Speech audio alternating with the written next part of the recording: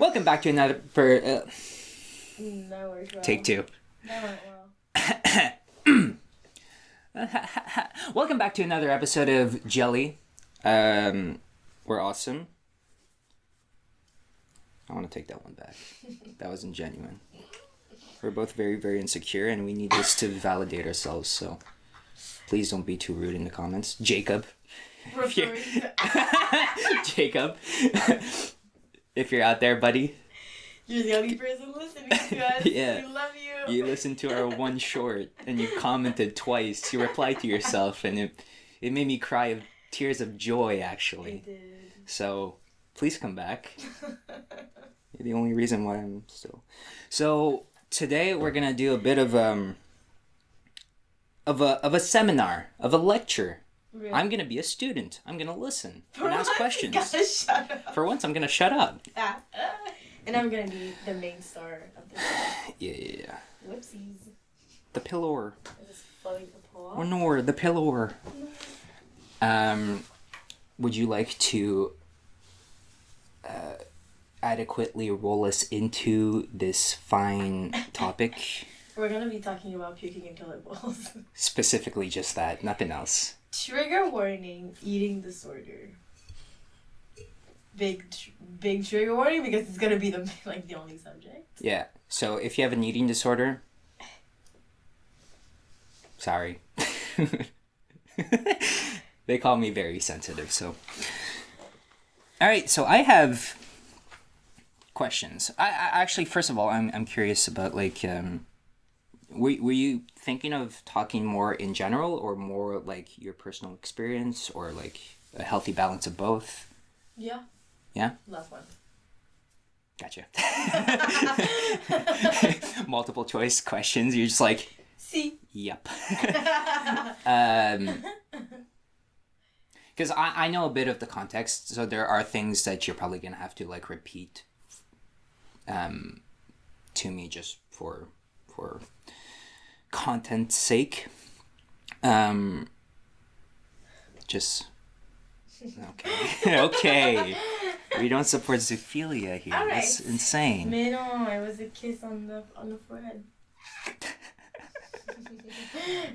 You're crazy. You're cray. You're great.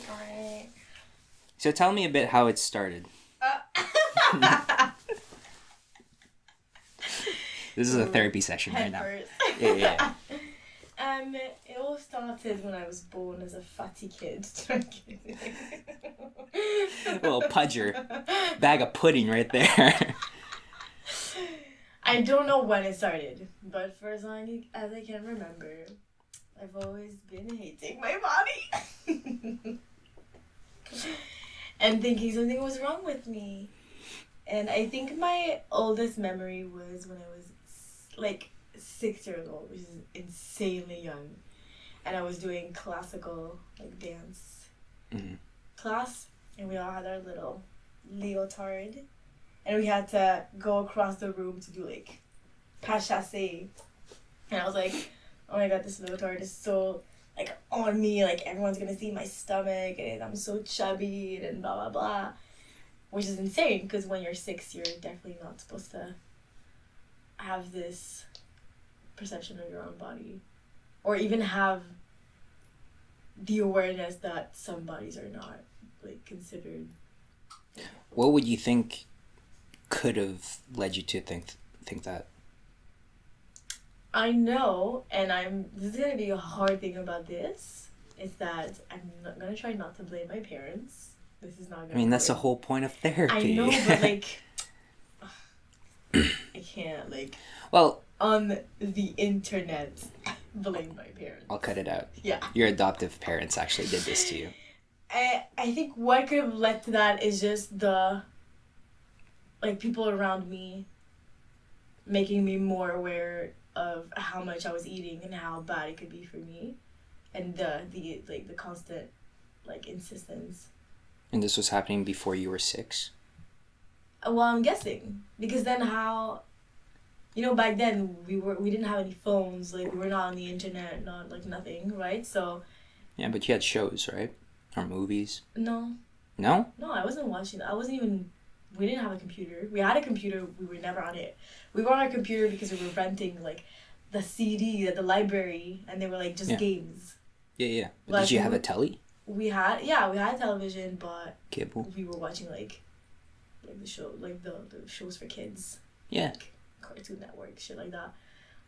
But for babies, my parents were not big on screens, so that was it. Like, it was TV and that's it.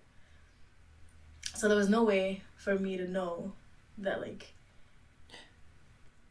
in our society, being fat is bad, and then being skinny, and then this is the limit, and then you should be here, that, blah, blah. I didn't have any, like, access to that. I was 6. I shouldn't have been aware. Because my suspicion, and this might be leading to nowhere, it's just for my own satisfaction, I guess. I would reckon that even in a kid's show where just the idea of being fat being comical or something to be mocked of, right. Maybe not even indirectly, Mm-hmm. just to be referred to as the fat kid could lead into a long-lasting effect. So that's why I asked. Probably as well. Because it's not like my parents were telling me, oh, you're too fat. You little fatty 4-year-old. I know that was not the case. I just know. But probably, or just, anything you're being handed as a kid, all the like depictions of kids, whatever, I'm guessing they're the standard. Yeah, your little diagrams and shit. I'm guessing. In books. And maybe I was, I don't know, it was like an innate thing in me, genetic thing, that led me to doubt myself more than a regular kid would. I don't know, maybe. Yeah. I really don't know. That's the danger zone for me, because when it's genetics and stuff like that, it's just like, oh shit, okay. You're annoyed because you can't find a little thing to explain. Yeah. I'm a big genetic person. In the nature versus nurture, I'm a big defender of nature. But not that I don't believe, like, I do believe in the 50-50, but I feel like I don't even think it's 50-50. I don't. I think most once you're full grown adult, I think generally speaking, I think nurture has so much of a bigger effect. Right. Once you get to this point. Mm-hmm. But when you're 6. Or autistic. I was an autistic back then. It was an acquired skill. Did you want to add anything else to that? Was it that? Wait, the question was how did it got? Like, how did it start? I guess it's just no like. I feel like that. I mean, maybe some other things happened before, but yeah, I just think it was my eating, because I'm a big fan of food. I love food, and I think I just got like remarks about that, and then it was more and more frequent, and then I've talked to the involved person, and they told me that part was imagined. But in my memory, there's a visit to the doctor, and then the graph of the means of your, I don't know if it was weight or if it was what's it called? Talking about BMI? Yeah. Didn't know what it was in English. BMI? Okay. So I don't know if it was weight or... MBE in French? Is it EMB? EMB. No, I thought EMC. Oh. Because body's cool. Ah. But, whichever one it was, it's the graph with the mean. So there's a big portion. So when you start your baby like this, and then it goes like this. And so it's a pretty large area of the average. And then in my memory, I'm a little above average. I'm not outside of the area, but I'm above the one line that's the average. And I just remember the doctor being like, you're a little above, like it'd be good if you'd be a little lower. And then I don't really know whatever happened. The fact is this it stuck into my memory. This is how I perceived the whole thing. And then I feel like that really stuck later on. And then, yeah, those little pieces. And what would you consider you having to this day? in terms of, I don't know if it's considered mental disorder, mental illness. How would you classify it? Like the big category or the specific name of what I have? Both. So start with the big The big category. category is just eating disorder. Okay. Because the eating disorder comes with mental illness. Right. So is it considered a mental illness, mental disorder? Like what would be a appropriate term to use, It's if there's actually any? classified. So it's in the DSM. Right. So it is. A disorder. Yeah. Okay. So use that. And what is the specific disorder? So I have. It's kind of weird giving names because it's just like me. Everyone's like really different. Well. Yeah, but Usually it's pretty much the same even thing, I guess I said the specific thing, but even that has its own like umbrella to things. So I have bulimia and mental anorexia. slay queen, girl dinner, skibbity toilet. No. You want a kiki? I can kiki. Is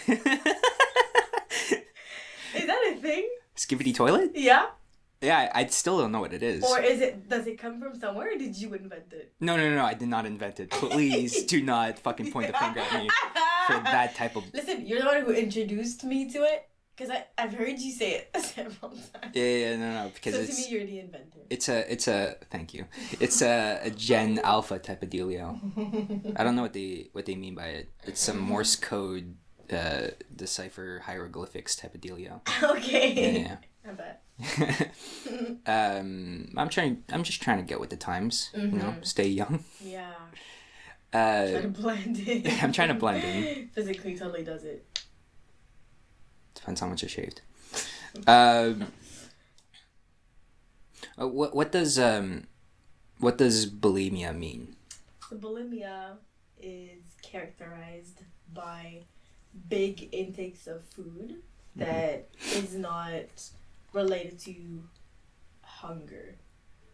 And then after like a period following period of guilt and not everyone does that, but compensation for Right. eating that much. And what is the difference between standard anorexia and mental anorexia? So mental anorexia is more the restriction and the body dysmorphia. So feeling like you're constantly way more, not fat, I'm not going to use the word fat.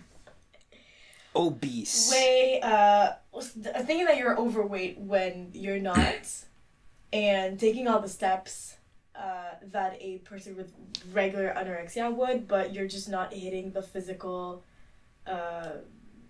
criterias. Because for anorexia, it's you are considered anorexic when your BMI yeah. BMI is under 17. But if you hit restriction, if you do all the things, it's still considered anorexia, and then your state of mind is the same as somebody with anorexia, but you just usually people with bulimia, they have mental anorexia because they wish they could be anorexic, but because they have this period of big intakes of food, it just doesn't work ish. Just as a side note, what? But they still have the same like thought process as somebody with anorexia. Gotcha. So oversimplified is this is gonna be hard for me not to be insensitive because my first thoughts are just to be comical with this. You're allowed. So mental anorexia is just someone who's anorexic that doesn't look like a stick. Dude. Yes. Gotcha. Mental anorexia is just plain pretend anorexia. Anorexic. No, it's a joke. I'm just like, oh shit. Someone's Mental more... anorexia is just when you fail to be anorexic. Oh boy. I have nothing so- on you. You're so much worse than I am. No shit. Yeah, I've Jesus. been living with it, and jokes are my coping mechanism. I'm happy for you, I think. I don't really know how, like, if it's okay to say that though, because, like, just want to, like, disclaimer that I allow myself to joke about this, but I do not underestimate how serious it is, and I do not wish to offend anyone. I'm the complete opposite. And it's just that it's my way of coping with it, so. Comedy is a powerful thing. Just watch the whole thing and then you'll see I'm not a bad person. Well, we'll see how this goes. As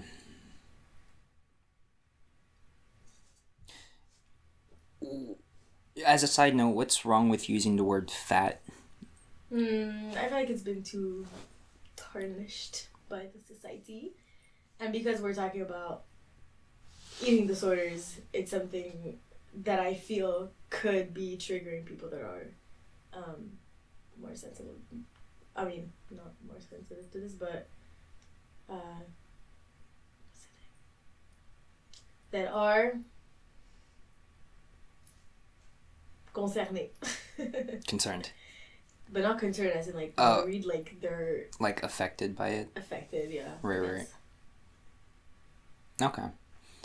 Because I know it's the case for me. So I'm just, Unless you're the one saying it to yourself. yeah. As a disclaimer, I'm gonna accidentally, sometimes intently, say the word fat, but just know I mean it with a PH and not an F. PH is cool. It's very bad. It's spicy. Mm-hmm. And anything you want to add of your, like, upbringing to this point?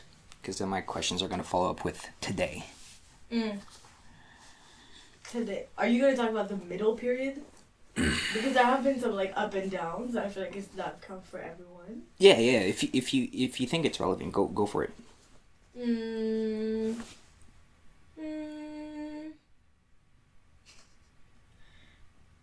I don't want to, like, out of nowhere talk about my whole life story. That's fine, dude. Can you ask the questions, and if I feel like I need to add more backstory, I'll do. Okay, so you mentioned, like, up and downs. Like, what was, like, an up, let's say? An up in the sense, like, things are going better, so to speak. So, there's an objective way of seeing the matter, and then there's my point of view. Because, that was bad. Wait. One day he's gonna do this, and then you're gonna drop to the floor because you will have killed yourself accidentally. It's called... It is a thing. It's called involuntary suicide. I gotta bleep that now. I didn't finish the word. I had fun censoring last episode. Emily's comment, she was like, everything that came out of Jay's mouth.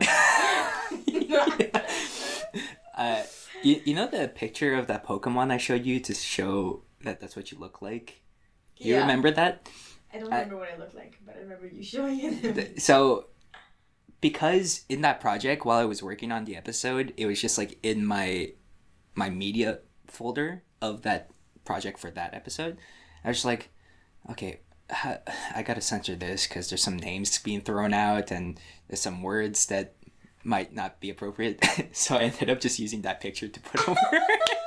So there's just a little, like, triangle Pokemon just like... Is it out already? Yeah. It's the latest episode. Okay, when I'm like this, I think it's... Good. Good. Okay, so up period. Right.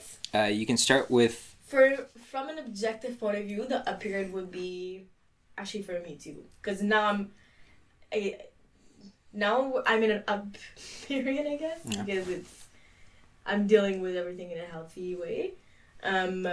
So for me, it would be when I manage to reduce the anxiety I have about my body and then my food intake. So I've managed to deal with this in a healthy way. I'm not having any, like, dangerous behavior or anything. But if we're talking from the, like, sick version of my brain, the up period would be when I feel the skinniest, when there's the lowest amount of food being taken or stored in my body, and when I'm in a state where I don't crave food all the time. That's it. And dark, like lowest. The lowest, so from when I look back now, a lot of the time the lowest times are also the up, which is weird. Right, so objectively Would be when... So I was... Go for it. As Jay has put it so many times, puking in a toilet bowl. I've only said it once. It's in an episode that never came out, so... So I had bulimia. So I didn't actually... The reason why I have mental anorexia is because I've never hit a time where I had an alarming BIM? BMI. BMI, oh. But I didn't have any excessive intake of food. So there weren't any moments where I had big crisis and I would eat a lot because I would just restrict myself constantly. I didn't have any food to have those crisis moments. Mm-hmm. And so I was just restricting myself all the time, and I would just constantly compensate by just having myself throw up anything I would eat. And so the down moments, objectively, was when I was living by myself, when was it? It was 4 years ago, 3 years ago, and so I could just do whatever the fuck I wanted. So I would eat close to nothing once a day, and I would just throw up. So basically I didn't have any food in me, and I would do 30 hours of sports per week, and I was the skinniest. Now I look back and I'm like, wow, that's insane. You say 30 hours of sports per week? Yeah. Yeah. I would go to the gym every day, and then I would do badminton almost every day as well from 2 hours to 4. So I would do a lot, not because I wasn't going to the gym or doing anything because I wanted to lose weight. It was just back then I just loved it. And I also had in the back of my mind, I'm doing all of this, so I'm so skinny. Mm-hmm. So by then I was feeling so good about myself, but I didn't realize how tired my brain was of just all of this constantly being on my mind, because I was always how much food am I eating? How much weight am I taking? Also starving yourself is so tiring because you're constantly I want to eat this, I want it, and then you always have to fight with yourself and be no, you can't, it's not reasonable, blah, blah. So it's very, very exhausting mentally. And then now that I look back, I'm that was awful. I was starving every day. I was always surrounded by everybody eating things that looked amazing and I couldn't, or always being I need a way out if ever I want to eat. I need to be able to compensate afterwards, but I was surrounded by people. So I was really, I was not doing great in my mind, but because I was feeling good about my body, it was outweighing the bad sides, I guess. Mm-hmm. But no, I couldn't do that again. It was way too exhausting, and it's not sustainable. Anyways. How long was that period, give or take? It lasted the period where where it worked, quote unquote, where I was feeling really the up. It was I would say it was for a whole year. And then prior to that, I was doing all of this for 2 years before that at an intense rate. But it was working a little less because I wasn't doing as much sports as I was at the end. Because it was the 3 years where I was in uni. So the first 2 years, I wasn't as much deep in it, I'd say. And also COVID was there, so I was just at my house the whole time. Yeah. But yeah. This was in France? Yeah. Okay. You said that now you're in a healthier spot. What do you mean by that? What are things that are allowing you to be more healthy? I'm not puking. Nice. No, I worked a lot on, and that was not voluntarily. Mm-hmm. It's just because when I moved here, I had roommates. Mm-hmm. So I couldn't just throw up whenever I wanted to. I couldn't play badminton as much. So I didn't have the physical dépenses. Yeah. You call that? Dispenser, I guess. Yeah, weird way of putting it, but that's the direct translation. No. The physical outlet, let's say. Yeah. I didn't have that as much. So I had to deal with another, because I still had the content, actually more. I had the anxiety about my body even more because I knew I couldn't have all of this. And so I was like, okay, I don't have a choice, so now I have to do something else. And that's a lot of work because you have to give up on the one thing that is very comforting that you always have with you. Like, it's an easy way out, it works, and it's an immediate release for your anxiety. And then not having that is really hard, but it's just a lot of work. And now I'm better because I have tools to deal in a healthy way with my anxiety, and I go to the gym. I force myself to be very objective about what I'm thinking, what I see, like how I perceive my body, my food intake, and yeah. That's good. Mm-hmm. Well, what could you elaborate a bit more on, like what it means to be like more objective compared to how you would see it before?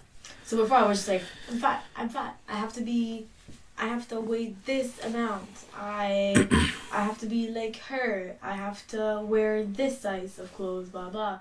And I still have this. I still have the constant like comparison to how I was before, and how other people are around me. But I'm like, okay, objectively, there's no criteria. You shouldn't be weighing this amount at your height. There's no rule. You know, there's no. It's all in your head. You know, I'd say it's more that. It's more like separating the eating disorder talking from objectively what are the facts, you know. And the facts are you're not obese, you're not sick, you're fine, and nobody thinks you're ugly. Like, it's fine. Well. Sorry. No. That's not the reaction I wanted. At least we got a thumbnail. I want to dive a bit more on like the fact versus the disorder type of thing, because one thing I understand that every person is like, they have a very unique criteria, path, body functionality and stuff like that. And when we use terms like obese, it's very much like a generalized category. Mm-hmm. If I may share a bit about, like, just a tiny bit about my story, is I knew, even though there were points where I wasn't that overweight, I was still considered, like, from the... Now you got me confused. BMI. As well as other things. Like, you could feel it in your health when you're not... It's not working out. Mm-hmm. Both mentally and physically. Even though I wasn't, like... I wasn't, like, that big, I was still considered obese. Mm-hmm. And I initially want to say luckily, but I feel like it's still a struggle. Like, it's not something like, oh... my immediate reaction was, I'll use this as fuel to motivate my betterness. It was, it's like, well, this depresses me, like, a lot. Yeah. And it makes me unconfident. Like, it's such a big ass barrier. So even though, and a lot of people would be like, you're just skinny fat, like that type of thing. Which, that sounds like an insult, but to me at the time, that was like a big compliment. because I am just like, I'm a fucking pear, you know. Or there were times where like I'm a proper pumpkin, you know. But how dare you laugh? It's cute, so I'm not. But even like the skinny fat would be like kind of like a coddling, kind of like a, oh, you're fine as you are. And to me, in my mind, like, that's not what I needed. I needed someone to say like, you fat fuck, like, go eat a salad. Obviously that doesn't work for everyone. That was very specific for people like me. But I think there's tough love gang. that. Yeah, very much so. Very much. But I'm curious to know like where that line draws for you, because, and what I mean by that is so you have the disorder talking and the objective talking, but like where, I guess in a sense is like, I'm asking, do you still see work to be done? I'll start with that. On yourself. Objectively. Mix it all together. Well, fine, objectively.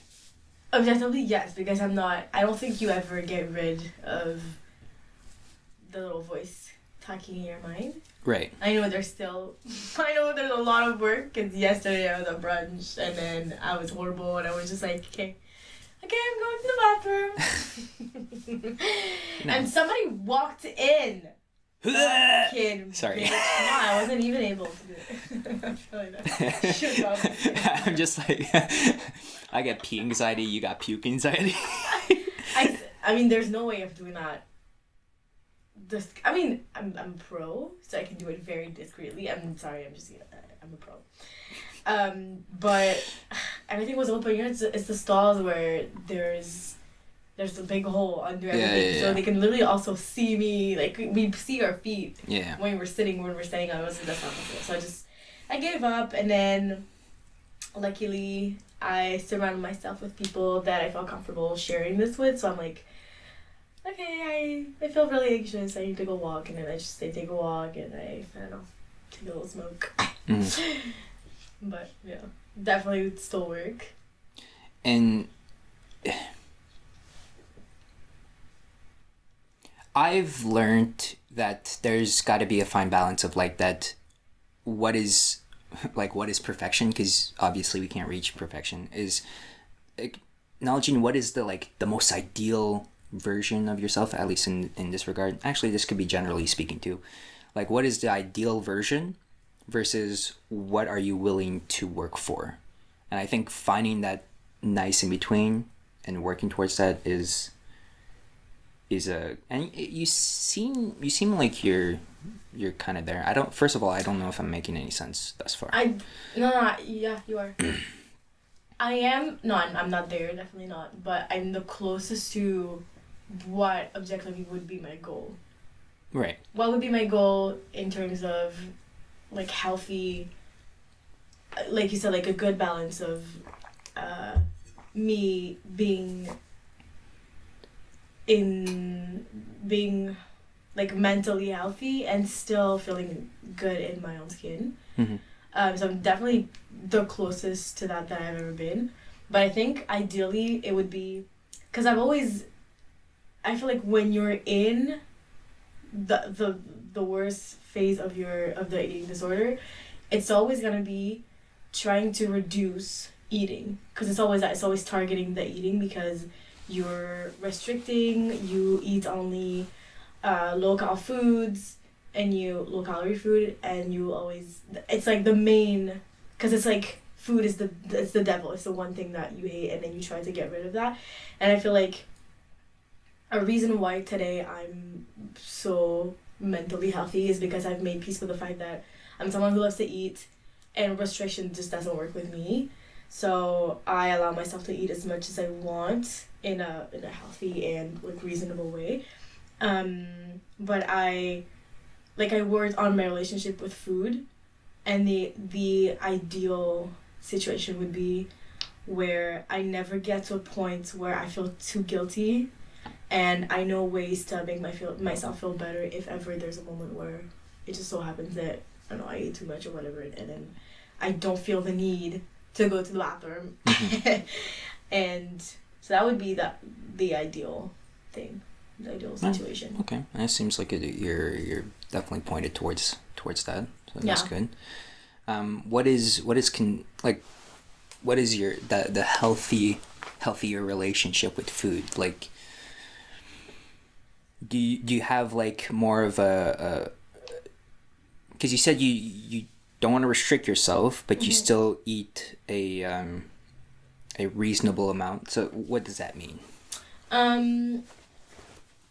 Because I would always be, rather than transforming, so going from eating what I wish I could eat to eating something I love to eat but that's still healthy for me. Instead of doing that, I was focusing on I'm going to stop eating altogether that one thing that would make me fat or that would make me, I don't know, whatever.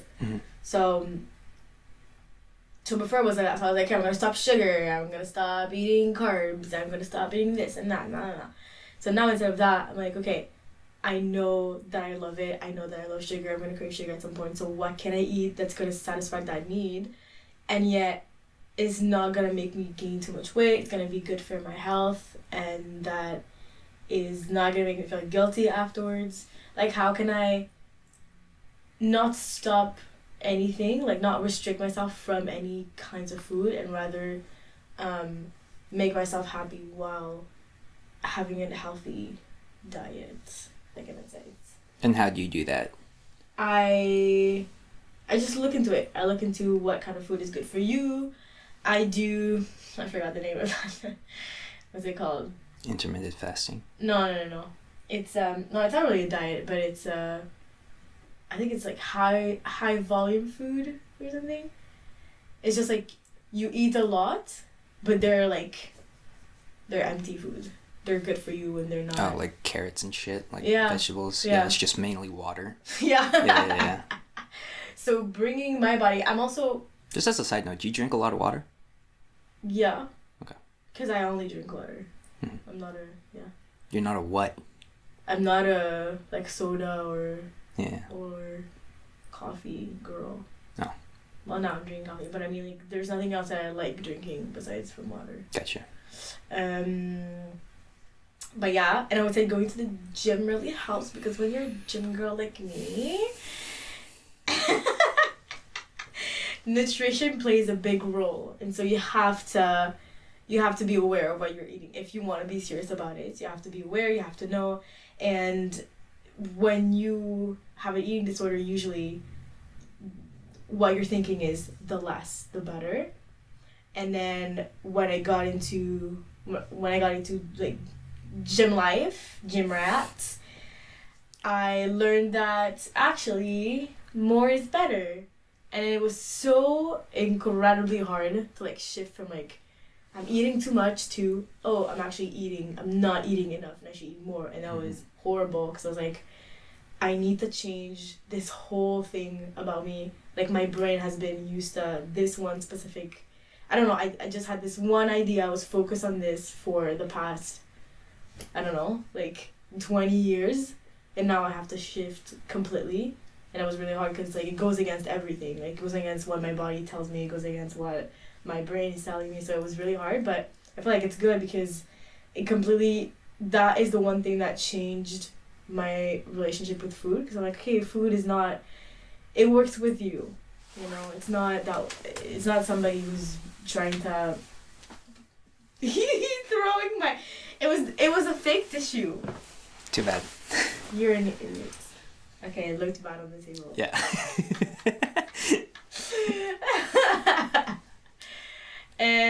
What was I saying? Your transition between like eating less versus now you have to eat more. Right. So yeah, it's just like that the vision of like, oh, so now I'm working with food. Food is here for me. It's good for me, and the food is not controlling me. I'm controlling the food, and I decide what I'm eating. And a lot of the things are good for me. They're gonna make me go towards what I would want to reach, and that, like, it made me feel a lot better. And yeah. You believe that? Like how much of that do you truly believe? Now, a lot. Good. Because the whole like, you need to take a lot of protein and then take this and take that. And I'm like, oh wow, there's so many good things in food. And there's a lot of intricate yeah. workings that happen in the body. Yeah. Dog. Yeah. A few eggs a day, oh, Eggies. keeps my pecs away because I can't fucking grow pecs. I'm trying though. I have plenty. I need some juicy tits to grow on me. Maybe if I squeeze, you know. Man, I forgot what I was gonna say. You're talking about your boobs. I hate it. I have a lot to say about my boobs growing up, though. Honestly, but it's your seminar, so I'll leave it to you. Mm-hmm. I believe everything. You believe everything. I believe it. Thank you. It's obvious.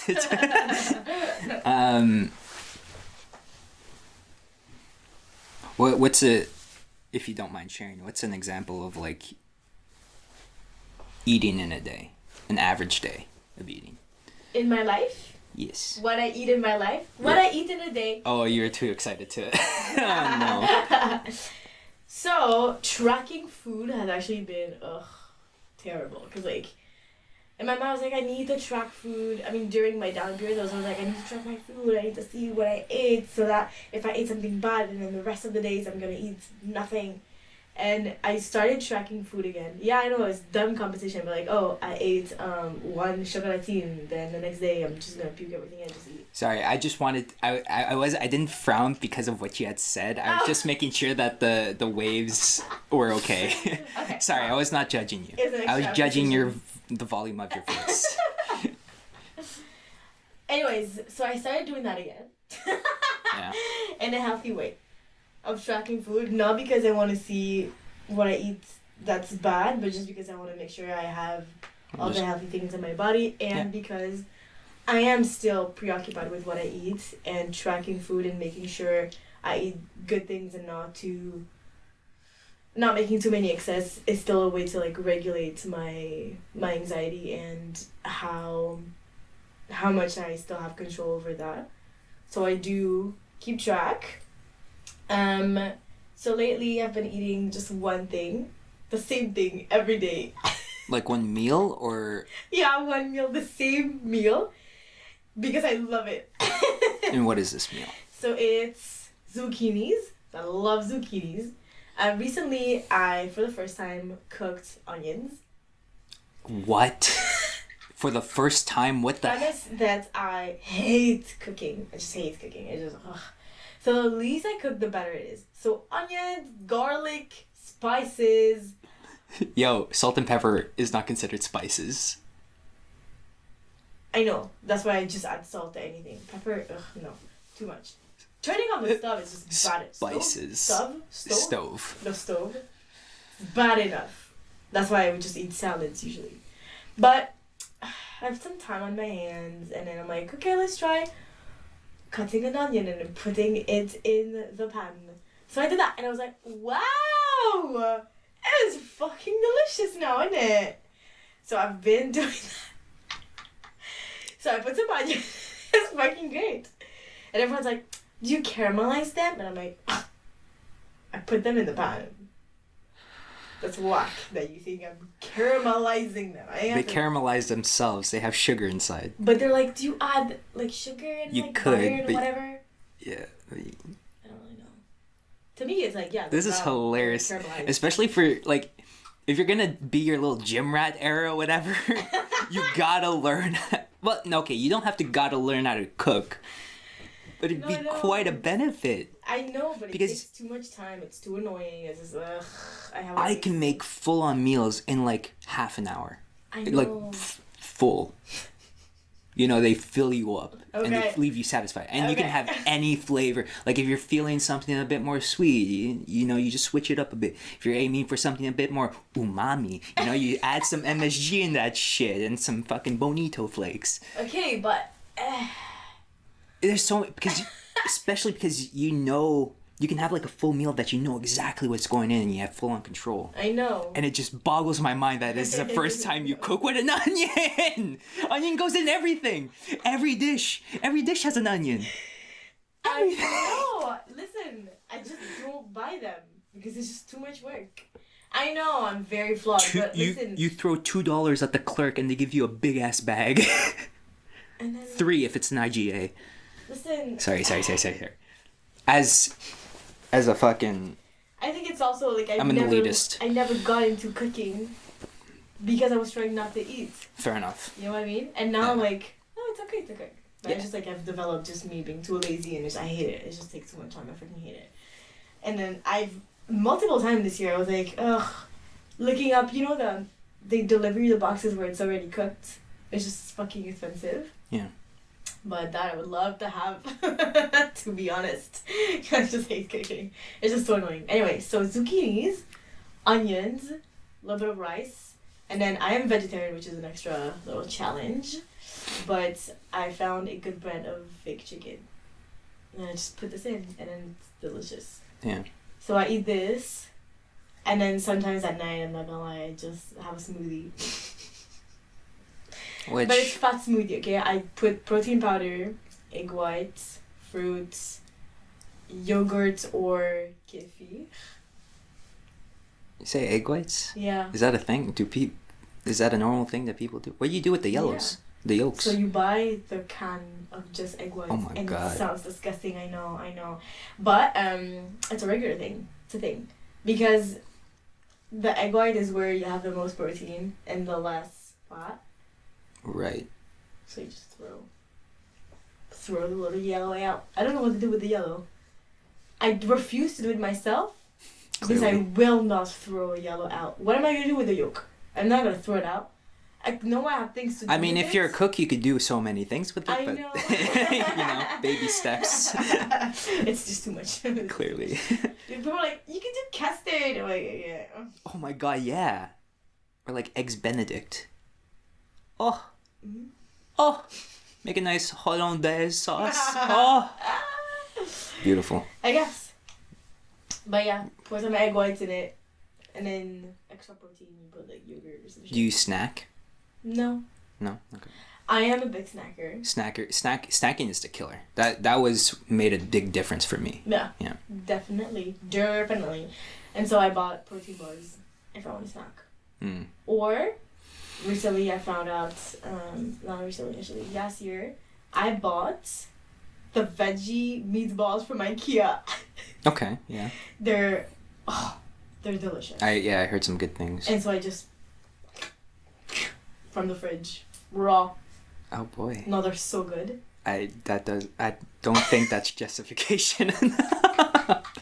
They are so good. I believe you. They're delicious. I do not feel guilty about eating them. They have a decent amount of ingredients. Like there's not random shit put in them. They're great. Fridge, cold, come. The texture is amazing. They're so good. I think the biggest thing with snacks, like say for like the preservatives and stuff like that you find in your normal snack, is the fact that they're so like a small portion and they're kind of meant to be eaten. Yeah. In they're easy portions, but you can choose that portion. Like, yeah. For example, like how I ration like chocolate on a good day. Like I'll be like, okay, I'm allowed 2 triangles of Toblerone. And on a good day, I have those 2 chocolates. On a bad day, I have 10 triangles of Toblerone, and I feel like shit, which motivates me to stick with the 2. And I don't mean like feel like shit. Like I feel like I'm gonna like physically throw up or die, you know. But I think that's the biggest thing with snacks is that you can. It's so easy. Especially my biggest snack were cereals. Okay. Like whether there's milk or not there, like I without fail 2 full bowls at all times. Okay. They're sugary, Captain Crunch, whatever. Captain Crunch is not even that bad comparatively. Like fucking mini wheats. I have no reference. I don't know the cereals here. Just know I'm sure you know they're I just, just know packed of sugar with the preservatives. ones where it's the pillows and the chocolate inside. Oh, a Crave. Those are my Yeah, favorite yeah. Those are really good. Yeah. It's a dessert, dog. Yeah. These are desserts. Yeah. And especially when I used to buy bread too, I would get like Nutella and Do not buy Nutella because it destroys my country. oh yeah. Boycott them. They're really bad. They're really, really bad. If you want more information about it, I will give them. But if you do end up buying it, make sure to mix it with peanut butter, chunky if possible. It's really good. Crunchy. Crunchy. You can even butter it. Make yourself You a know what any other chocolate is. yeah. Well, Nutella does. You know, they have their little pizzazz. It kind of it It's tastes delicious. nice and Indonesian. It is delicious. Do you taste the dead monkeys? Don't call your people that. Oh no. I felt a bit dirty on that one. Demonetized. Not as dirty as you guys. No, but like it was so easy to just like, especially at night, just grab a The plain. midnight snack. Yeah, no, that was terrible. Like Yeah. just grab a plain 2, 3, sometimes 4 on a plate, like double stacking that spread. Because you know. it's at night. You need more. Yeah, To- and I'm to just taste like, more. yeah, I'm twisting and, dude, I lay down in bed and I'm twisting and turning for like 2 minutes. I have to. I have to go get myself a midnight snack. No, so that was bad. So there is a, like, the idea of just, like, not having it in arm's reach. I'd like to consider myself, like, able to control myself at this point. But I think just as a benefit, just having bread in the house is just not, especially the cheap bread, it's just not fulfilling for me. Yeah. I'm an oatmeal guy now. Ah, Rice and oatmeal. horrible. That's all I eat. So Me, about that, that's one thing I forgot to mention when you say what would be the goal, like the satisfactory yeah, situation. It would also be to be able to control myself because I cannot control myself and I made my peace with that. So that's one thing I used to do that I still do. I just don't buy the things that I know I can't control myself around. Like I have snacks, I just can't control myself. I just know it's gonna be there. I'm gonna eat them. But I would love for me to be able to know that it's there, but I'm gonna control myself and be like, okay, I've had 2. It's enough, and I do want more. Actually, no. The ideal in the perfect world, I'd eat 2 and I'd be done. I'd be satisfied. enough. Yeah. Yeah. You wouldn't have that like, oh, but I want. I know, Yeah. but like, Yeah. oh, it's there. But for now, I just don't have it around me, and then. One thing to help me on that regard is just to make like first organizing that, and that this goes for everything, like games. You know, if I have to like work like organizing time for specific things, and before even looking at the thing, being like, I'm only allowed 2 a day, okay, whatever it might be, like 2 a day, and I gotta pick exactly when that is, and it helps a lot when it's like after, like as a reward system, you know. And same thing for games. Like like my first thing to do in the morning, especially when I'm like all gruckety and whatever, is just to chillax and play something leisurely.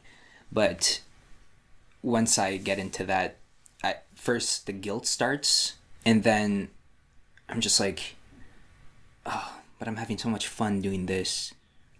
I don't want to like get up and do something productive. And I think that can also bleed into food as well. For me specifically, cooking is such like, it's a satisfactory endeavor, especially if you're cooking for other people. That it's such a great thing to do. And then, and I don't know what's up with that, but whenever I cook for people, I'm not hungry. Like I don't, to me, Because you're so focused on the final result. yeah, and I'm very much caring about the people that I'm cooking for. And I'm just like, if there's any like extra, like I always give the bigger portions to the people I'm serving, without any like when I'm finished, I never ask for seconds. Leftovers always to the girls, for example, or to whoever is passing by. And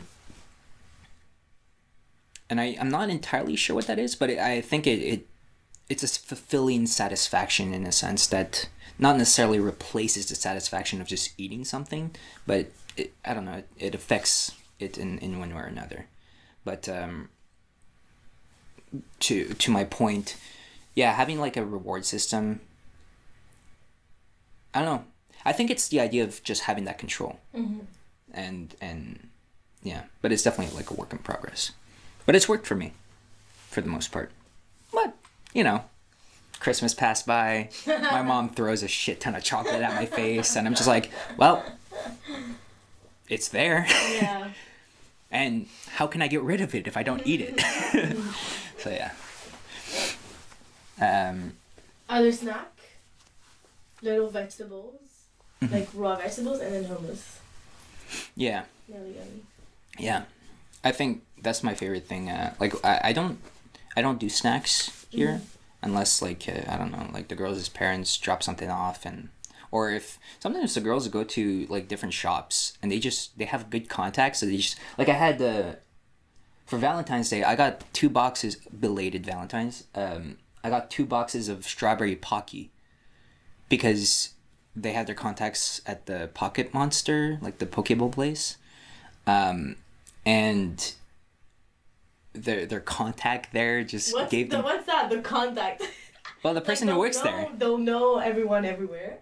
Well, kind of. Like, downstairs at... Oh, I don't want to give out my address. But, like, there's a restaurant downstairs where they just... During the summer, they just give them free iced tea. Yeah. And sometimes they give them a third because they know I'm their roommate. That is so cute. Yeah.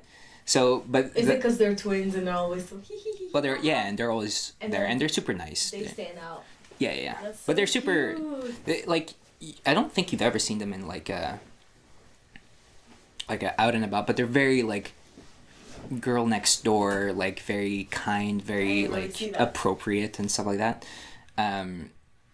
So, yeah, that's how they get their contacts. That's so cute. So I got free Pocky. It's nice because it's, like, it's deserved. Yeah.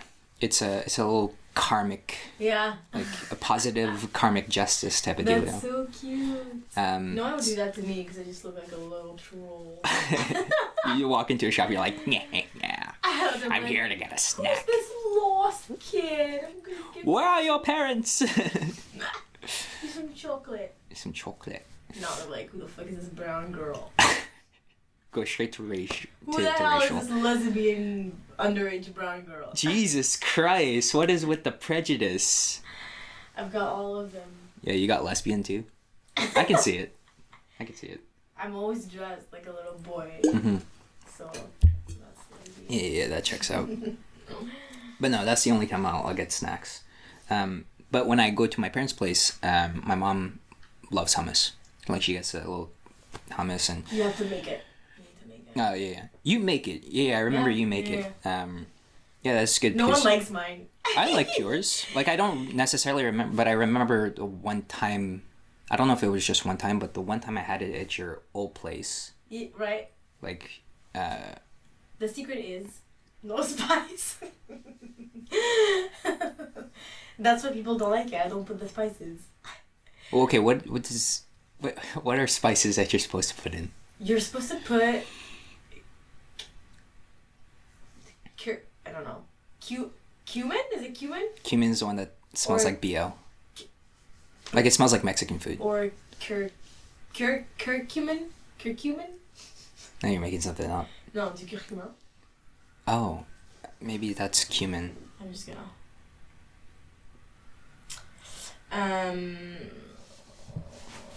But it's a spice, okay? And I just don't like it. So I don't like it, and it's just too much. No, spices, no. Like, I didn't... The hummus, olive oil, salt, that's it. Any Mediterranean person or, like, Middle East person would beat the shit out of me because I'm calling this a hummus, because it's definitely not. But you're supposed to have, like, you're supposed to add lemon and then the spices and the whatever, yada, tahini,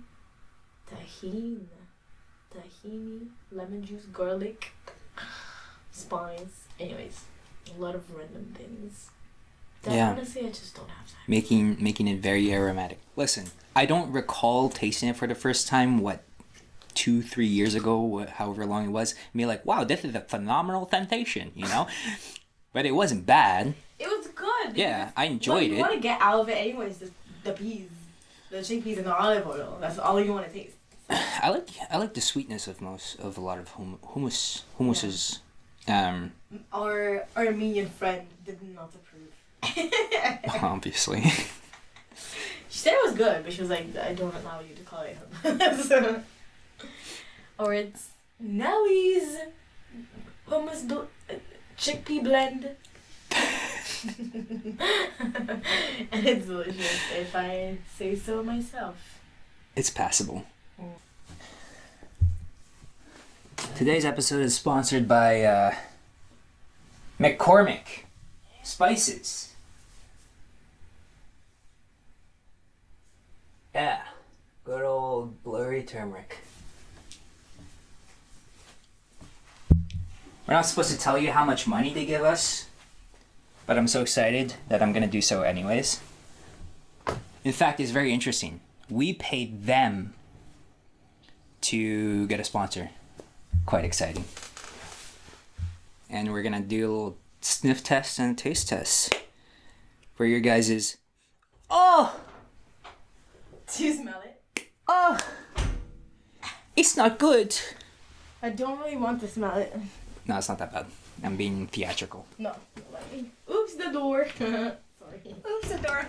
You're annoying. Oh no. Okay, first smell. It's not that bad. It's just not pleasant. Okay. I don't smell anything. Do you prefer it on a spoon or in your hand is fine? It doesn't even smell bad. What do you mean? It smells like light spice. So For you. me? Am I? Well, I have a strong sense of smell. But also it's not that bad. Or it's it not. smells good. No, it doesn't. Huh? It smells earthy and floral, which I don't like spring, which is the smells of spring. So I'm scared till I take a big whiff, and then it goes up my nose. no. Well, maybe, but just don't. You know. You want it in a spoon or? I don't want to eat it. Too bad. We're doing it for the views. Just like they do for shots. I don't want to like the inside. Oh, I really hope it doesn't fall in my mic. Put it, yeah, right. Above right. the glass. How about this? Mm.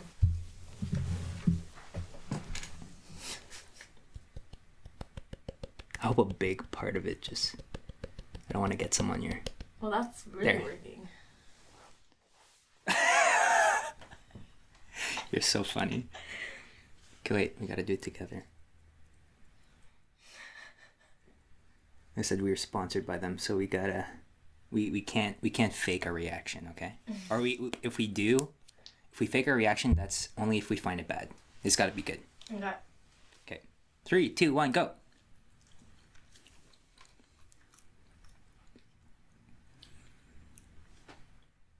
You like that? It's so mild. I barely taste it. Dude, are you for real? Tastes like shit. I mean, great. It's really not bad. But also, I know this thing. It's like you're making me discover it, but I know what it is. You made it seem like you were initially discovering it. I don't know if you... No! I mean, it's like, I know this. It's really not bad. Are you kidding me? I'm so confused.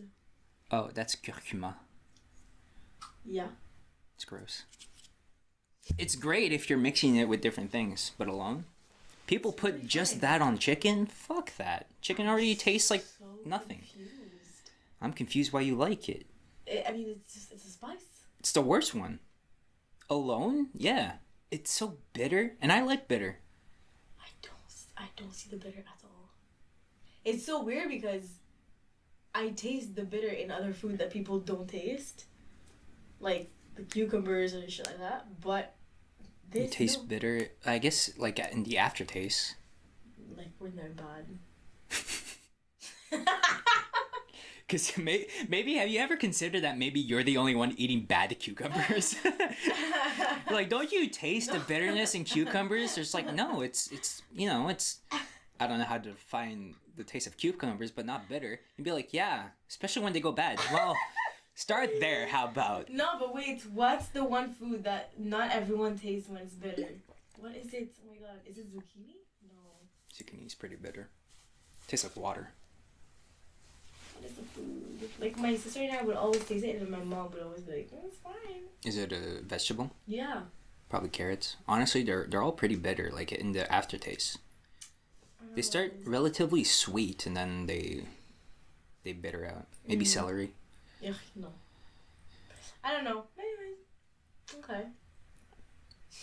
So okay. What is your normal meal? You said zucchini. You initially cooked onions for the first time, and what with a pasta?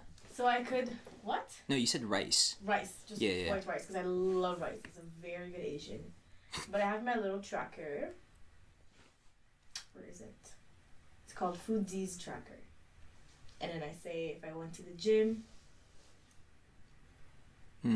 If I had little cheaties meal. So yeah.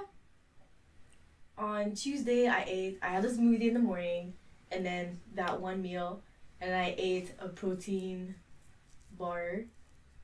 And then at night I had like a little bowl with just white rice and some cheese. And it's been that the whole week. And then what I eat at night. That's more than just one meal, dog. Huh? That's more than just one. Once. Every lunch was the same lunch. Yeah. And then at night it would change a little bit. I try to bring variations because you do have to mix what you're eating. But I've been eating pretty much just eggs and rice for the last interesting 4 months. I had some fries. I got some potatoes, made some fries. I wanted to make some kettle chips. You know, some crisps. How are you gonna do that? You have to dehydrate them first, no? I don't know. What I was gonna do is just throw them in oil and see for a long time. You have an air fryer. I don't use an air fryer. Why not? Because I'm a good Asian.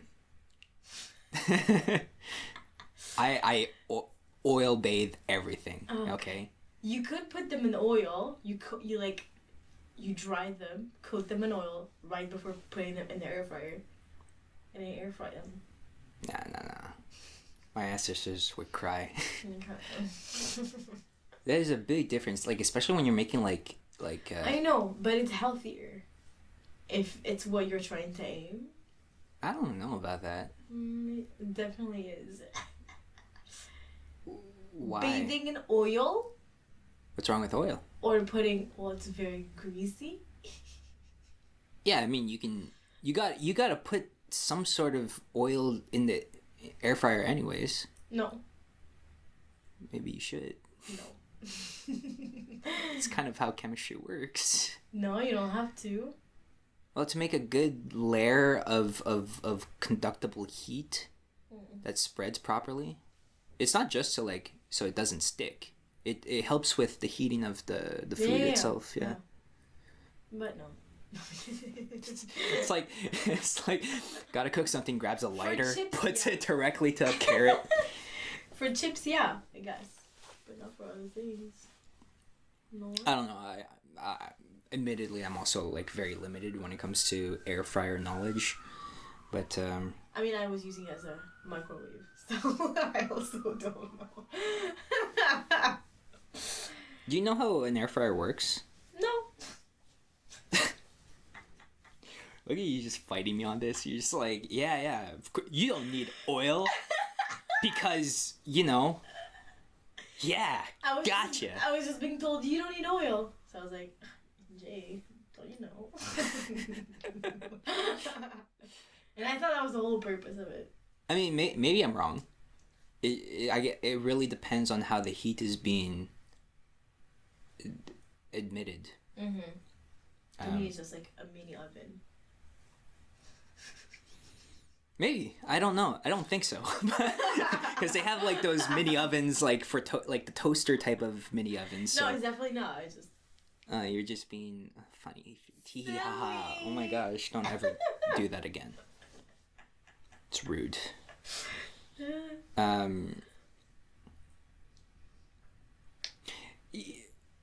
See, in my suspicion too, I think the big thing with oil is the fat. It's just the idea of consuming extra fat, right? Where I had a lot of weight loss was when I was practicing like a semi. I think we've talked about this before, but a semi. Oh boy, what's it called? You cut out sugar, you only eat fat. Is it keto? That one. And I forget the science of it. It was an age ago, but it was essentially like you train your body to focus on burning the fats within your body over the glucids or the energy coming from sugars, mainly because you're not introducing much sugar into your body. Some people took it too far, especially with the Starbucks stuff. Like they would have like a Trenta, which is 30 ounces of just heavy cream with passion tango tea and a shit ton of Splenda. And they're just like, this is my keto diet. See, those people that did like the keto diet where they're just like shoving their faces with like Splenda and stuff like that, they're doing so much more damage than... Splenda is really bad for you, you know? Oh, probably. But they're just like, you know... It was also very much trending. Like the keto diet was trending at the time. I got interested. I looked into it. I actually looked up the science on it. And I was just like, yeah, I can do like a semi-dedicated diet to this. And look at me now. Honestly, I eat a shit ton of donuts. But isn't it also very meat-based? Not necessarily. No. Well, it depends how you approach I know it. nothing about it. I just remember Isa. Yes. She was doing it, and all the time she was just eating like cutlery. Cutlery? It's a very high in iron diet. You just walk into the back store, all you see is she's like, is that you enjoying that fork over there? She's like, bah oui! Bah oui! C'est au enfer! Remember when I'm like cutlery? And like, Yeah, it was slightly off. How do you call it? I don't know what you're trying to say. Like charcuterie? Just Charcuterie. Like, no, there's another word for it. It depends. No? Yes, isn't there a word for... It sounds like cutlery. There's charcuterie. And then? The next closest thing I can think of is cutlet. But I don't think she was eating... I mean, a cutlet is a... Oh, des tranches de viande is what you're saying. But just like raw meat. Raw meat? That's a bit dangerous. I mean, no, but like du jambon. Oh, okay. I mean, that's not really... Okay, no, that's not it. It's not that. What's the word I'm trying to think about? Like sandwich meats there that you buy at the shop. Yeah, like... Yeah. Like the... Like what's ham slices, turkey... the only thing that comes to mind is tranche de... The deli meat. Yeah, the sandwich with the gigantic... Yeah. What's that? I don't know. I really don't know. I'm not a big sandwich guy. Sandwiches never satisfied me. I'm so confused. Ask ChatGPT. But to me, it's just that, yeah, deli meat. All these... What? Cold cuts? Cold cuts. That's the one. Maybe it's that. Yeah. To me, it was that. Like, she had a little bowl and then just eating that. And she was like, that's what keto is. Well, it's a branch, but again, maybe I'm wrong. I don't think I am, but the idea is very much consuming more fat and cutting out sugars. Yeah, okay. It's an adaptation for your body to burn energy in a different way, like impermanence. Is it supposed to be a little while? Because then after, when you go back to a regular diet, your body will be, you'd have like conditioned your body to burn that one. Yeah, it's not. I don't remember the specifics, but you can, at least in my case, like I did my specific keto diet for maybe a year and a half or something like that. Oh wow. Okay. And I'm good now. I'm doing other things to help with my health as well. You know, running's been a big thing for me in recency. But you know, I haven't been running, barely exercising too. And I haven't been limiting, like I know I said like I just eat like rice and eggs, and for the most part that is true. I also eat a lot of donuts too. I don't have the most There's ideal. a little Krispy Kreme thing over there. Which we had all together, okay? It's that one? Yeah. It's been 2 weeks! But I don't know why in my mind, because a long time ago I knew that a friend of my mom was doing it. I'm not sure it was that one. But from what I gathered at that time, and I didn't even ask her any question, but it was like going back to what we used to be eating way in the olden time. Like, There's I don't know if you wanted to add like in. non-processed foods, no like random ingredients. Yeah, there's some truth to it, but No, I mean, not that it was the main thing, but just like I had that, I had the impression that it was also one side of the whole thing, which was going back to natural food and more, I'm guessing, foods that we truly as humans need and were intended to eat, I guess. maybe from the research I made, it was like the focus was very much of I don't know if it's called ketogenic process, but it's just the idea of getting some of your hormones that first there were two like not hormones, I think enzymes, one of those scientific words that a dropout wouldn't know. So I think it's two types of enzymes. One that one that I think they affect hormones to a certain extent, but you have one that has a control over satiation that is affected, and you have one that the targeting of resources to burn for energy. And the diet itself is to long-termly, I guess, affect and change those two enzymes. And again, it's hard for me to like tell because I didn't like keep track of it. Like I've never done calorie counting. I've never done like I just have an idea in the back of my mind. And if I notice like by a week, and I don't weigh myself, we don't have a scale here. But if I see like at the end of the week, I either feel like shit or I notice like a little belly is forming, you know, that's when I'm just like, okay, like what, let's be careful for next week, or like, let's see how I can change next week, whatever. I mean, I can go like an entire month of just like, again, Christmas, nom nom. Like it wasn't even the chocolate. I was like my mom. Whenever I go visit my family, my mom feeds me so much. Like if she's in the house and she's not working, she's making snacks every hour of the day. Classic Asian behavior. Yeah.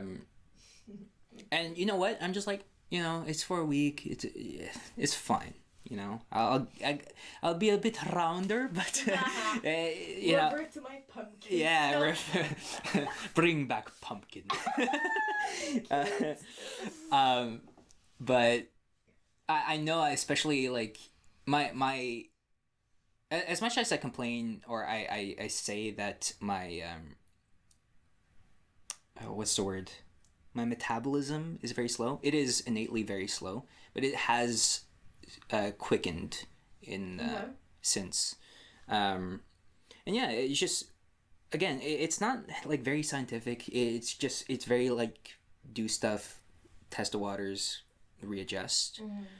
But with my experience with that, it's benefited me quite a bit. Okay.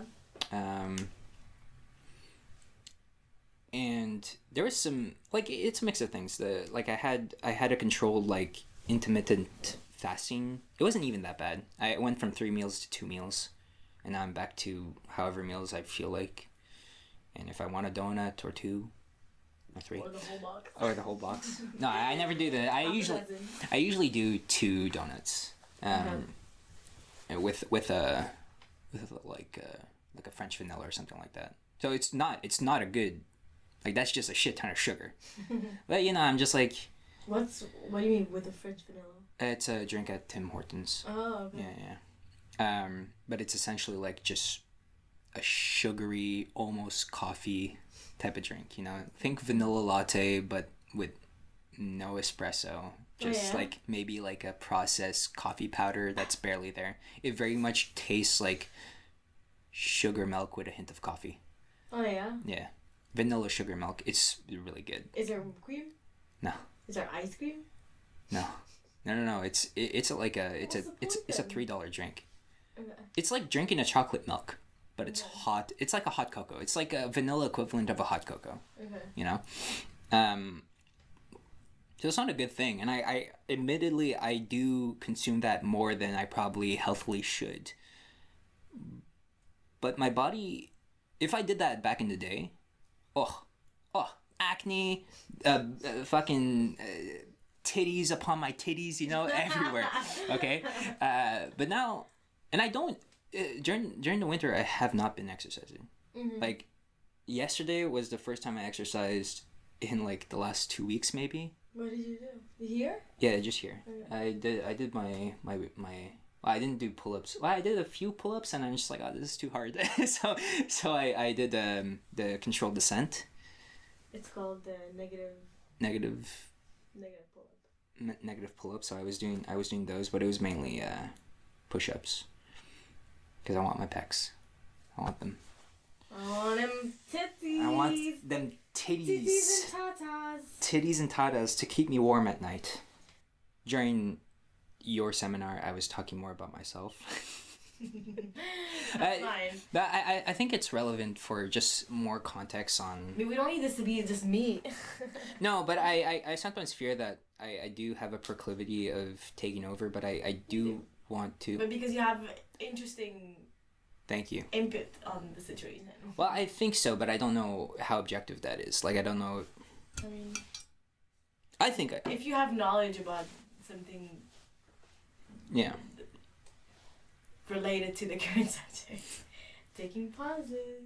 Yeah. Nice. Congrats. I mean, you said a shit ton of likes earlier, but... Really? I don't know. I didn't notice. I really tried not to. Good. I didn't notice. Nice. Yeah. Okay. Put it away right now. Anyways. Yeah, I eat like a pig now. But it's fine. But yeah, I guess what I'm saying like that, it was I don't know why I said that. I was just like, but it's fine. But it is. It is like. It should have been question mark. Is it fine? Oh, that's what you meant? I don't. Yeah. I'm happy. Yeah. Okay. Yeah. I mean, at least in terms of physical health, yeah. I think the only problem I have right now is very much sleep. Okay. That's because my schedule is a bit all over the Okay, place. well, it's not part of the subject, so you can shut up. Actually, sleep is a very big part of the subject. Yeah, that's right. I know. What the hell was that? Make me not want to like you anymore. But no, sleep does a big thing. I don't know how true this is, but I noticed whenever I was tired, I would kind of refill that energy. Like my body would just want food to sustain that energy. Right. Whilst a lot of that energy again, this is very not scientific, but a lot of that energy can be, is kinetic energy the stagnant one until it's reacted? No, kinetic is when it's moving. What's the dormant type of energy called? Potential in? No. Do you know what I'm talking about? Yeah. And I did physics in high school. It was my the specialty thing. And here you are, not knowing the terms.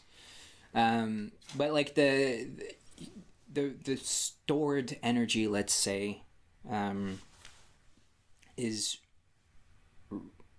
refreshed upon a good night's sleep. Again, not scientific, but that's at the very least how I feel. And then when you sleep, you have that reserve of energy that you could just use out until you gotta, refresh it. But when you're tired and you don't have that store of energy, your body just starts craving other things to get that energy. And to me, it was always food. Like, it was always like, oh shit. Like, if I had like 3 hours of sleep, oh, my breakfast. Oh, 3 breakfasts. Oh my gosh. So many bowls of cereal, some bread. Hell no to fruit. Oh, Scarlet! Now, y'all might think that it was a weird, abrupt thing. Like, oh, why would they cut it there, just in the middle of nowhere, in the middle of a flamboyant educational sentence? Well, my computer just died. So, luckily we did not, hopefully, not lose everything. If we did, it's going to be a very short episode. Is there a message you would like to tell people that are going through these dark times? My message is, it's way easier when you get rid of it, which is hard to believe, I guess, because little information, but eating disorders are categorized as addictions, which is why it's so hard to get rid of, because it's like, you don't know how to stop, it's so scary to stop, you don't know how to replace it, it's like ingrained in you, but it's a lot better when you're like done with it, because then life stops just spinning around this one little thing. You have so much more space to think about other things, ways to make you happy without going through like terrible little paths, and you're not like scared that you're gonna die all the time. Mm-hmm.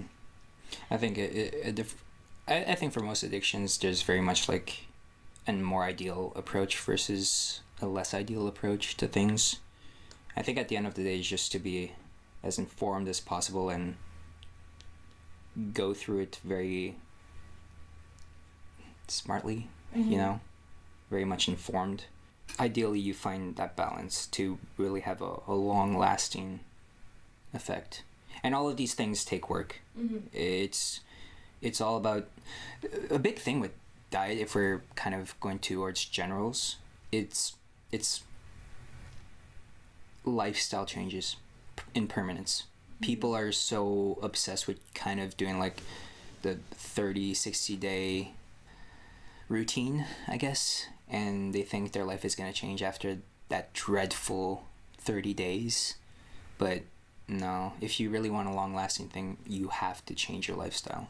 You have to make a bunch, there's some sacrifices to be done. But if your body image, well, if something is affecting you to the point where it depresses you immensely and it stops you from just living life normally, I think it's worth to take a few blows to essentially indefinitely get rid of it. And I think there's a lot of things that I've gone through that solidify that conviction towards that ideology. So yeah, it's not going to be easy. No, I don't think you don't ever get rid of it. No, because it's an addiction, so like it's always gonna be here. But it's just how, I think you can muffle it. Yeah. But it's just about how much can you be around your triggers without letting them affect you. That's it. Yes. And yeah, I'm not a fan of all the, because we talk about like keto and then whatever types of diets. Like I'm not a fan of all these little things because I feel like it's a lot of work, and once again, you're putting this side of life, like food, take a big part in your life. I mean, I'm speaking for me. Like it would never work. Like all these little things, cause I felt like they would never. Like it would be an effort. It would be restricting myself, and then it doesn't work long term. So the biggest battle is the acceptance of the sacrifice. Yeah. But the thing is like I've made a sacrifice, but here I am. I can essentially eat whatever I want. Yeah. But then it's very much two battles. They say half the battle is starting. Mm-hmm. So the other one, like realizing there's a problem, knowing that there's a problem is the first. Accepting there's a problem. Yeah. And realizing what you want to do on behalf of that problem. Yeah. And you can still indulge, like if your idea of being okay is accepting you have a problem and be like, yeah, you know what, I can live with it, that's fine. I can understand a lot of people be like, what? No, it's still a problem. I don't know, if you actually thought it through and you came to the conclusion on behalf of what you value or what you prioritize in your values, that this is something you're okay living with, then I feel like eating disorders, it's harder to realize that there's a problem or accept that you need to stop. And unfortunately, most of the time, when people with eating disorder realize that they have a problem is when they hit a very critical situation, or like they're to a point where they need to be hospitalized or whatever, or like, you know, like with me, I'd get to a point I was thinking, like several times I thought, oh, I'm not gonna wake up tomorrow. I was like, like I'm alone and I feel like I need to be brought to the hospital. Mm-hmm. And then I was like, that went too far, I need to calm down. And then I would stop and then I was like, okay, I'm still alive, let's do it again. Mm-hmm. But yeah, on paper, exactly. Yeah, that doesn't look too good. Like, no, which is why it's really hard. I think I put a lot of trust in people's own life path.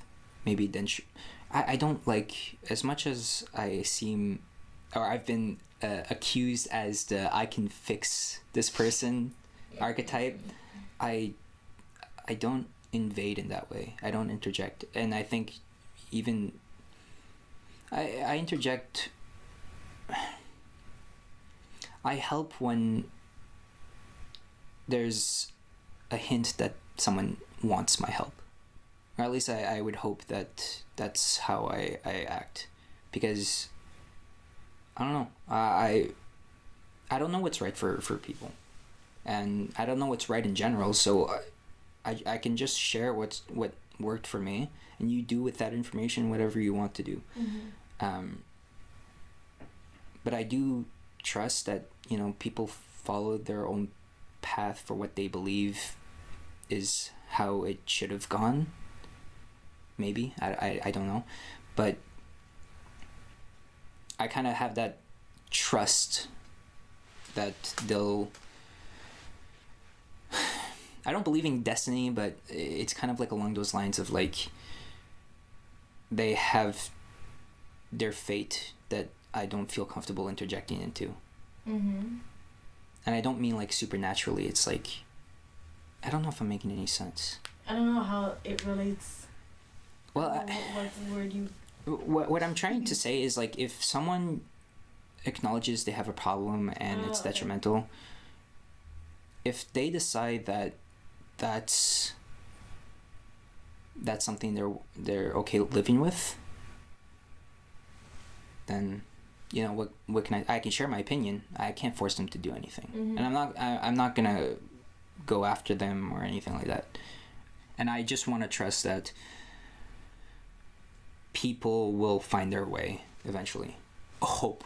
I would like to believe that I have faith in that, and I hope that there's not a lot of situations through my life where I start doubting that, because for the most part, at least, yeah, for the most part, people that have problems that were really, really bad, and I've seen them grow, they usually grow out of it, or obviously more problems come, but that's just life. Mm-hmm. And I want to kind of like hang on to that. Kind of switch the subject a little bit, but I think it's important to say with the whole fixing an addiction and dealing with these very health detrimental problems that, yes, should be taken seriously, but it's not obvious like how to navigate it, both for the person dealing with it and the people surrounding them. Mm-hmm. So yeah. I don't agree. You don't agree? No, I'm kidding. I just like, because I'm coming from a point of view where I like am the other side. Mm-hmm. And I think it's different because you're conscious to a certain point that you're living with that issue and that you're not willing to give up on how good it makes you feel, but you don't know what it's, you don't always know what it's like, what it would be like should you decide to get rid of it. And I think, because I didn't realize how unhappy I was. Yeah. This is, I didn't realize how much, like... As context, this is all, well, okay, I don't know if we're on the same page.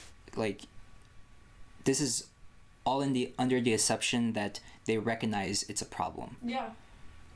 Like, really recognize, not because people are telling them and they have to kind of like, status quo, Because I've been in that, I was like that for the longest time, where I knew I had an eating disorder, and I was like, it's really bad for me, but because it's bringing me what I need, and it's reducing my anxiety, I'm not willing to let go of that, and I'm okay with that. Mm-hmm.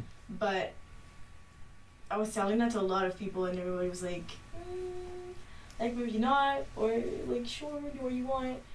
But I could have saved so much if someone had decided to take the steps with me,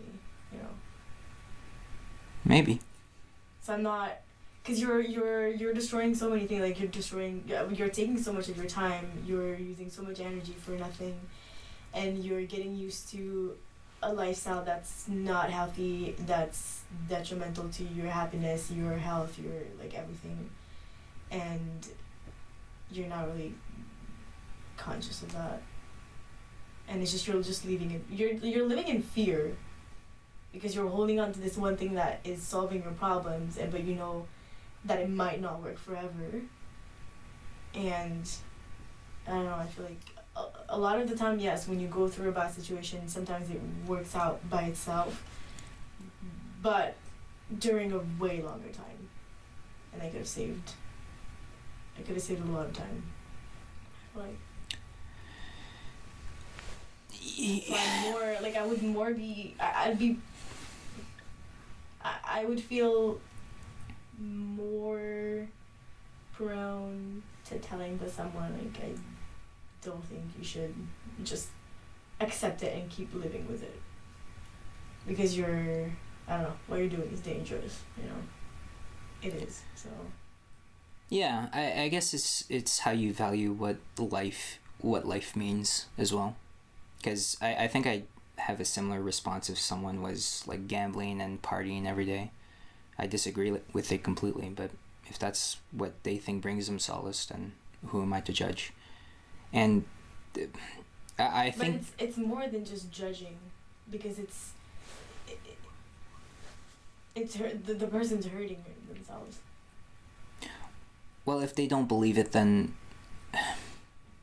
Because again, I'm not necessarily just... I wouldn't just stay quiet.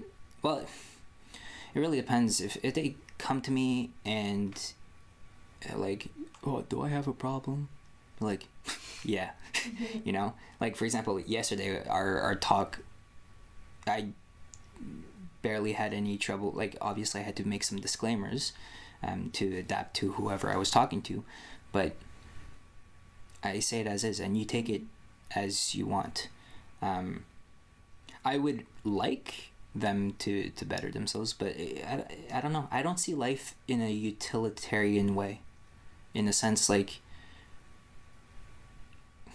do you know what I mean when I say that? Not really. It's in the vein of YOLO.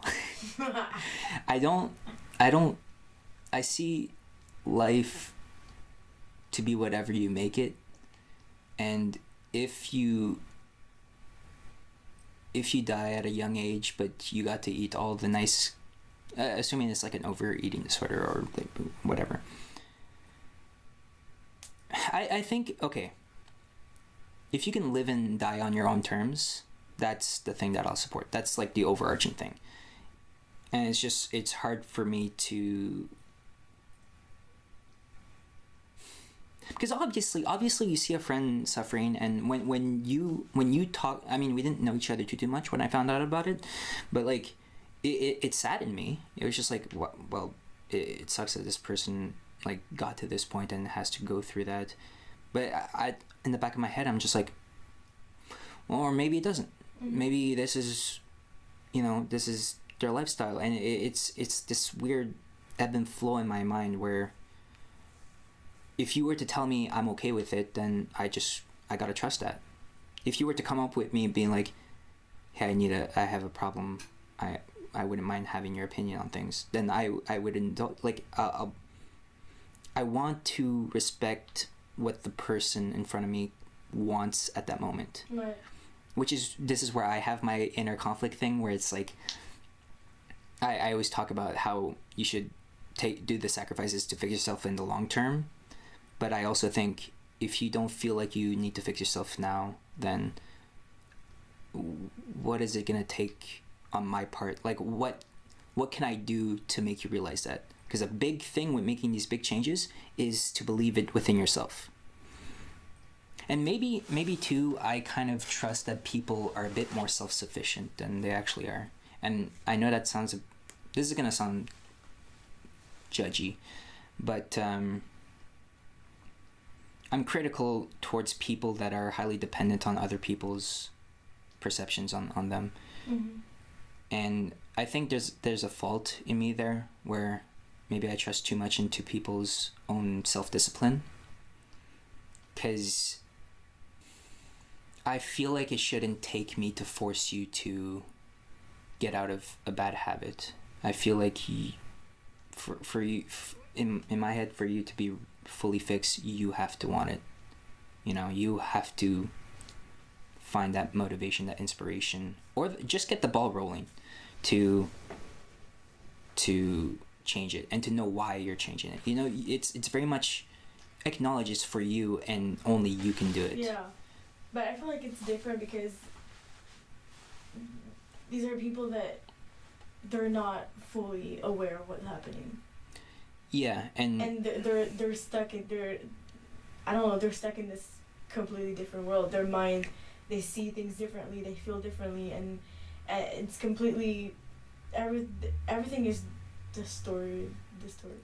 Sure, but like, let's say you had that person back in the day that was like guiding you through it. How receptive would you be to? I mean, it's hard, but because that's a sacrifice that person's taking too. If they're they're seeing you relapse and stuff like that. Like, not to say that I'm not overvaluing any of you in this situation. It's just you got to a point where your surroundings kind of, or your experiences have got you to the point where you're starting to think differently and approach things differently, and I don't think that can be rushed or forced, sure. Right? Yeah, absolutely. But somebody needs to, and not somebody needs to, but there needs to be a point where something has to click. Yeah. Because if you stay in the same mindset constantly, then you're not gonna get out of it. Yeah. And don't get me wrong, like, you know me. I'm gonna say, like, very like I'll refute. I'll say some strong things, like mentioning someone's in a toxic relationship. Yeah, but I feel like that's the best way to. It's like you have to spark the inner conflict. Yeah. Okay. Yeah, I think that's the best way to. Yeah, I think we agree there then, but I don't think I'd go any further. I'd share my thoughts, and there'd be harsh thoughts, but I'll share those. The last thing, and you know me, the last thing I'm gonna do is support any of these things. Acceptance is my thing.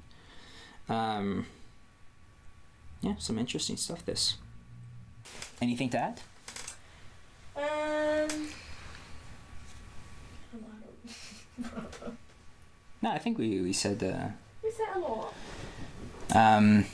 This entire time I was trying to think of a pickup line, and it just passively I wanted to make it related to this topic, but I'm just oh boy, everything I went towards was just so bad. So unfortunately, this time around, we're gonna skip it. You're welcome. Thank you for watching another episode of Jelly. Come back next time when we talk about free will. Oh my god. Look at that. That was official. That was. I don't even know what